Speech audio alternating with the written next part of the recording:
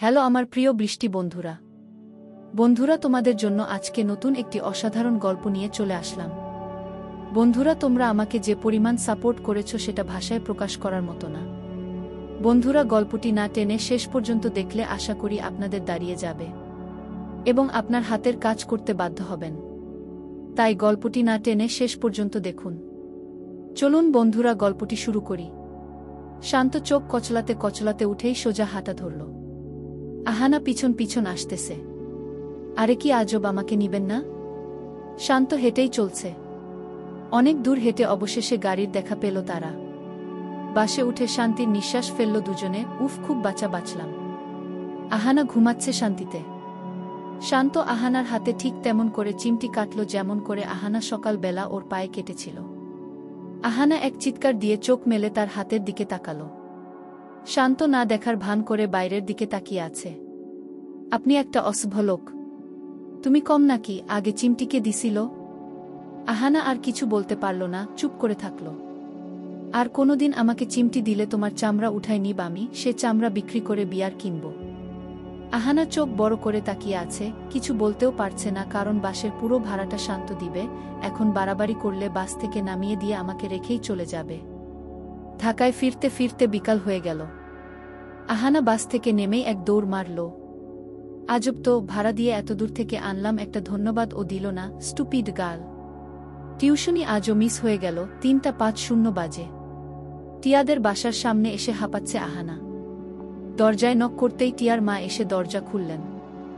আহানার দিকে তাকিয়ে মুখটা ফুলিয়ে ভেতরে চলে গেলেন, তারপর টাকা নিয়ে এসে বললেন, নাও 1000 টাকা।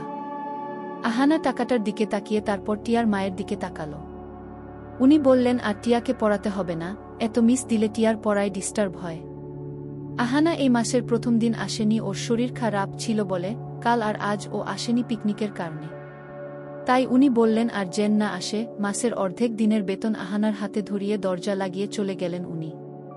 আহানা টাকাগুলোর দিকে তাকিয়ে আছে, তার মানে এখন তার প্রতি মাসে 6000 টাকা হবে সংসার চালানোর জন্য, বাকি 2000 কাটা। আরেকটা টিউশনি খুঁজতে হবে আমাকে, যে করেই হোক। ভাবতে ভাবতে আহানা হেঁটে বাকি 2টো টিউশনি করতে চলে গেল। শান্ত বাসায় ঢুকতেই দেখল রিয়াজ আর নৌশাদ কোমরে হাত দিয়ে তাকিয়ে আছে ওর দিকে। শান্ত জ্যাকেটটা খুলতে খুলতে চলে গেল। নৌশাদ আর রিয়াজ ও পেছন পেছন গেল। হোয়াট? তুই কাল কোথায় উধাও হয়ে গেছিলি?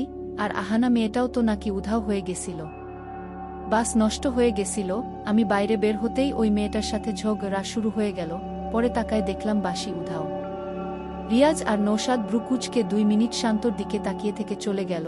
নির্ঘাত ভেবে নিশে আমার আর আহানার মধ্যে কিছু চলছে, এবার প্রতি পদে পদে খোঁচাবে। ফ্রেশ হয়ে এসে খাটে হেলান দিয়ে বসল শান্ত।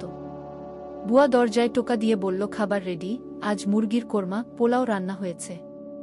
শান্ত বলল, খিদে নেই, রাত 1-2টার দিকে খাবো। আজ আহানার মন খারাপ অনেক। আলু দুটো হাতে নিয়ে তাকিয়ে আছে সে। খরচ আরও কমিয়ে দিতে হবে, টিউশনি তো বললেই পাওয়া যায় না, কত কাঠ খড় পুড়িয়ে আরেকটা টিউশনির ব্যবস্থা করতে হবে। কী সব ভেবে আলুগুলো রেখে দিল সে। একটা ছোট পেঁয়াজ কেটে 2 টুকরো করে মরিচ একটা নিয়ে ভাত রেঁধে সেটাই খেল আহানা। কাল আলু ভর্তা করব আর ভাত তরকারি। আগে 4 দিন পর পর কিনতাম, কোনোদিন ঢেঁড়স, কোনোদিন করলা, কোনোদিন বেগুন। এবার মনে হয় সপ্তাহে একবার কিনাও কঠিন হয়ে যাবে।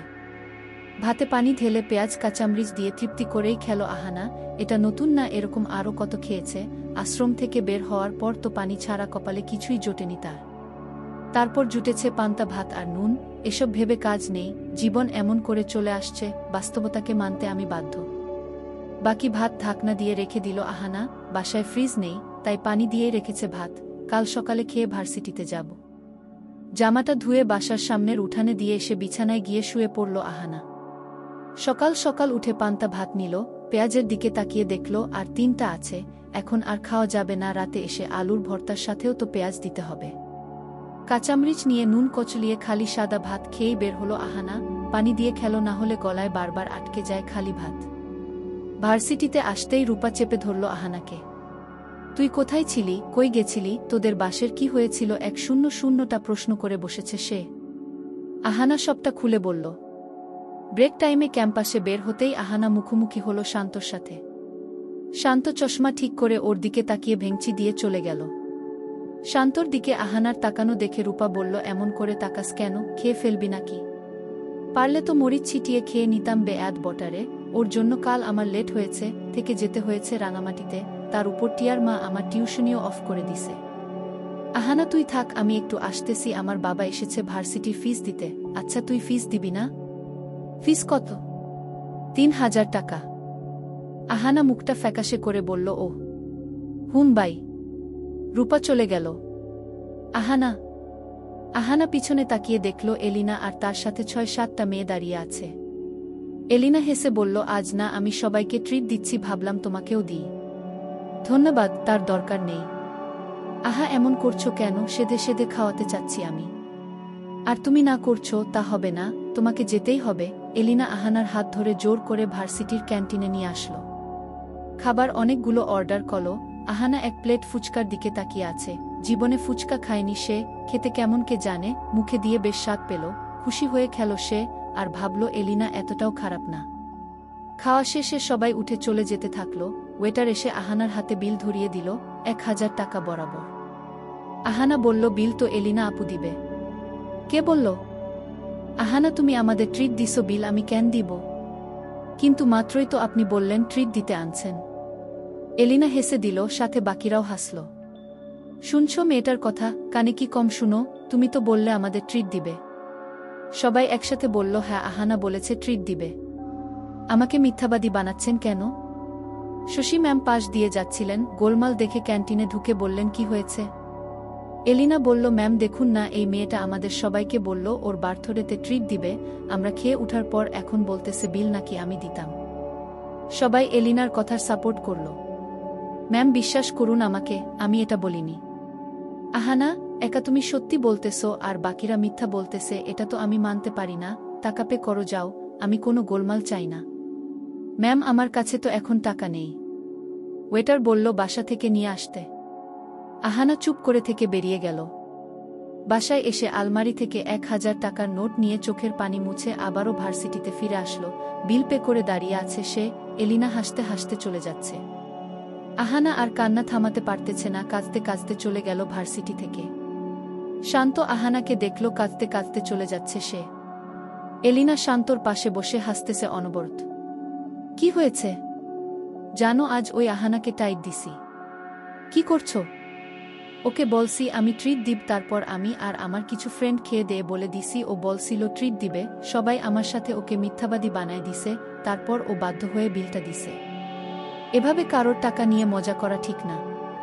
আরে বাদ দাও, মেয়েটা বেশি লাফায়, ভাব দেখায় আর জীবনে ভাব দেখাবে না, দেখিও। আহানা বাসায় ফিরে আসলো। মানুষ কেন আমাকেই ঠকায়, আমার সাথেই কেন সবসময় এমন হয়? আলমারিতে আর ৪,০০০ টাকা আছে, টিয়ার মায়ের দেওয়া ১,০০০ নিয়ে বিল পে করেছে সে। আগের ওই ৪,০০০ টাকা থেকে কাল ৩,০০০ টাকা ভার্সিটির ফিস দিতে হবে, কালই লাস্ট ডেট, আর থাকে ১,০০০। আমি এই টাকা দিয়ে কিভাবে পুরো মাস চালাবো? ৪টা বাজে আহানা ফ্লোর থেকে উঠে মুখ ধুয়ে ওড়নাটা হাতে নিয়ে টিউশনিতে চলে গেল। সন্ধ্যায় বাসায় ফিরেই দেখল কণিকা আপু রান্নাঘরে। আহানাকে দেখে বলল, ভালো হয়েছে তাড়াতাড়ি এসেছিস, তোর সাথে আমার কথা আছে। কি আপু? তোকে যে ১,০০০ টাকা দিয়েছিলাম বই কেনার জন্য, আমার ইমিডিয়েটলি টাকাগুলো লাগবে। আমার বাবার অসুখ, ২০,০০০ পাঠাতে হবে বিকাশে, ১,৯,০০০ জোগাড় করেছি, আর ১,০০০ লাগবে।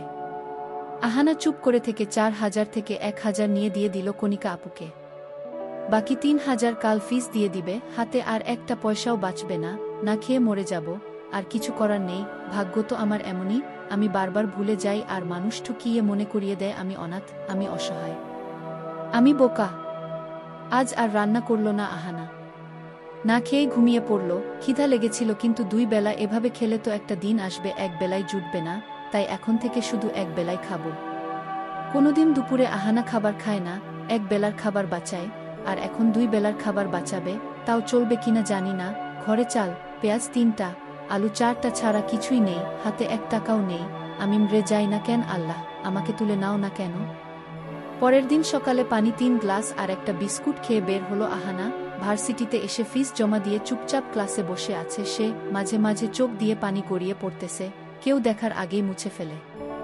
কাউকে দেখিয়ে লাভ নেই, আমার মতো কপাল পোড়াকে মানুষ আর কিসের সহানুভূতি দেখাবে, উল্টো ঠকায় বারবার। কিরে তোর চোখ মুখ এমন শুকিয়ে আছে কেন, সকালে কিছু খেয়ে আসিসনি? আহানা হাত দিয়ে চোখ মুখ মুছে বলল, হ্যাঁ রে রূপা, খেয়েছি তো, রুটি ভাজি ডিম। ওহ, কেমন যেন তোর মুখটা শুকনো লাগতেছে, কিছু খাবি? চল। না, খিদে নেই। তাই বারবার পানি খাচ্ছিস? গলা শুকায় তাই খাই, আর কিছু না। একটা মেয়ে পাশের সিটে বসে বার্গার খাচ্ছে। আহানা একবার তাকিয়ে চোখ নামিয়ে নিল। মানুষ কত সুখে থাকে, আর আমি সুখ কি তা জানি না, সুখের সন্ধান করলেই ঠকে যাই। ব্রেক টাইমে আহানা আর রূপা ঘাসের উপর এসে বসল। রূপা আইসক্রিম খাচ্ছে, আহানাকে 100 বার বলছে, তাও সে মানা করে দিছে। ক্যাম্পাসে থাকা সবাই কিছু না কিছু খাচ্ছে, আহানা ঘাসের দিকে তাকিয়ে বসে আছে। ওদের দিকে তাকালেই কষ্ট লাগবে, তার টাকা নেই কেন এই ভেবে। পানির বোতলের পানি শেষ। আহানা বোতলটা নিয়ে ক্যান্টিনের বাইরে ফিল্টারের সামনে এসে বোতলটা ভর্তি করে নিল। পিছন ফিরতেই দেখল শান্ত ও এসেছে বোতলে পানি নিতে। শান্ত আহানার চোখ মুখ দেখে অবাক হয়ে গেল, মনে হয় অনেকদিন কিছু খায় না এমন। তারপর চোখ নামিয়ে নিজের কাজে মন দিল। আহানা ক্যাম্পাসের দিকে যাচ্ছে, মাথা ঘুরাচ্ছে, হাঁটা সম্ভব হচ্ছে না, তাও গিয়ে রূপার পাশে এসে বসল। সকাল থেকে পানি খেতে খেতে আর মন চাচ্ছে না, বিরক্তি এসে গেছে। বোতলের দিকে তাকিয়ে বসে আছে সে। রূপা ওর পাশে বসে ফোনে কথা বলতেছে। আহানার চোখ থেকে দুফোঁটা পানি গড়িয়ে বোতলের উপর গিয়ে পড়ল, সাথে সাথে মুছে নিয়ে সে রূপার দিকে তাকালো। রূপা খেয়াল করেনি। ভালো হয়েছে, খেয়াল করলে তো মাথায় উঠাবে ব্যাপারটা। শান্ত আহানাকে কাঁদতে দেখে ফেলল। কি ব্যাপার, আমি তো কিছু করিনি, তাহলে কাঁদে কেন? মনে হয় এলিনা যে ধোলায় দিশে সেই 1000 টাকার জন্য কাঁদে। না রিয়াজ, 1000-এর জন্য কেউ ক্যাম্পাসে বসে চোখের পানি ফেলে না। নয়তো বিএফের সাথে ঝগড়া করেছে, এমন কিছু হবে, বাদ দে। আহানা আজ তাড়াতাড়ি ভার্সিটি থেকে বেরিয়ে গেল, ব্যাগে একটা টাকাও নেই। আস্তে আস্তে হেঁটে পিউদের বাসায় যাচ্ছে। তাকে আজ তাড়াতাড়ি পড়িয়ে বাসায় ফিরে আসবে। শরীর বেশি খারাপ লাগতেছে। সেই পথ দিয়ে যাওয়ার সময় আহানার মনে পড়ল শান্তের কথা। সবসময় এই পথে এসে ওর পথ আটকায় শান্ত। আহানা এদিক ওদিক তাকিয়ে হাঁটতেছে, আর সামনে গিয়ে কারোর সাথে ধাক্কা খেল। শান্ত গম্ভীর হয়ে আহানার দিকে তাকিয়ে আছে, পকেটে হাত ঢুকিয়ে। আহানা নিচের দিকে তাকিয়ে চলে যেতে নিতেই শান্ত বলল, তখন কাঁদছিলে কেন? আহানা থেমে গিয়ে বলল, আপনার কি বিএফ ছ্যাঁকা দিয়েছে বুঝি? আহানা কিছু না বলে হাঁটা ধরল।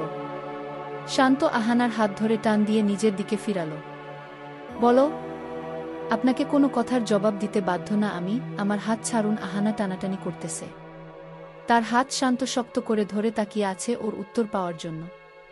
আপনি আমার হাত ছাড়ুন। আহানার চোখের সামনে সব ঝাপসা হয়ে আসলো, তারপর সব অন্ধকার।